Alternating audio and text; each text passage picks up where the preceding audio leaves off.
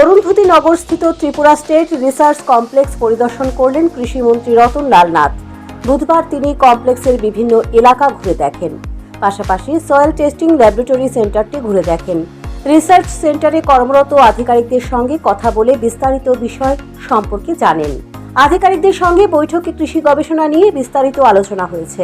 এই বিষয়ে সাংবাদিকদের মুখোমুখি হয়ে কৃষিমন্ত্রী রতনলাল নাথ বলেন, অরুন্ধতী নগরস্থিত কৃষি গবেষণাগারের অন্তর্গত রয়েছে 125 কানি কৃষি জমি।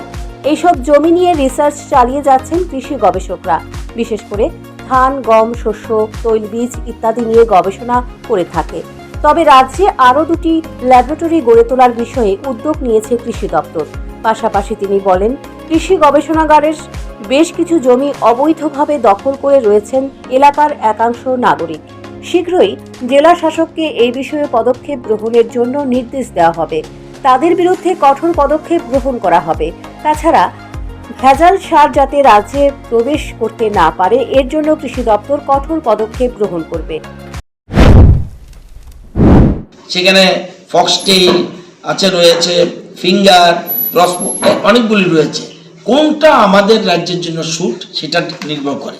এখানে শুধুমাত্র 32 জনের ধানই না, শস্য নয়, তেলবীজ, মিলেট নয়, এছাড়া যাতে আমাদের রাজ্যের জমিগুলি সয়েল টেস্টিং করে, most important soil testing laboratory, এটা আমি ইচ্ছা করলে পারবো না, সয়েল টেস্টিং ল্যাবরেটরি, এবং ত্রিপুরার মধ্যে যে নাম্বার 1 এবং ইভেন ICAR এর যে টেস্টিং ল্যাবরেটরি আমাদের মতো এত এত উচ্চমানের নয়। তো সয়েল টেস্টিং গত 6 বছরে 1,73,876টা সয়েল টেস্টিং হয়েছে।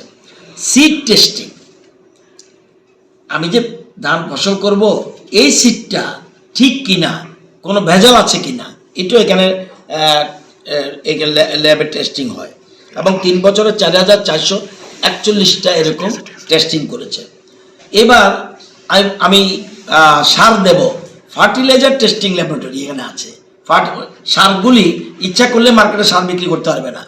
আমাদের যতক্ষণ পর্যন্ত রিপোর্ট এখান থেকে না যাবে আমরা মার্কেটে চলতেই দেব না। আমরা আরও শক্তিশালী করছি যাতে কোনো মতেই ভেজাল সার আমাদের রাজ্যে না ঢুকে। আমাদের সেক্রেটারি সাহেব, ডাইরেক্টর তাদের সাথে মিটিং করেছে। কৃষিমন্ত্রীর সঙ্গে এদিন দপ্তরের সচিব অপূর্ব রায় এবং অধিকর্তা শরদিন্দু চৌধুরী ছিলেন। Bureau report, news prime Tripura.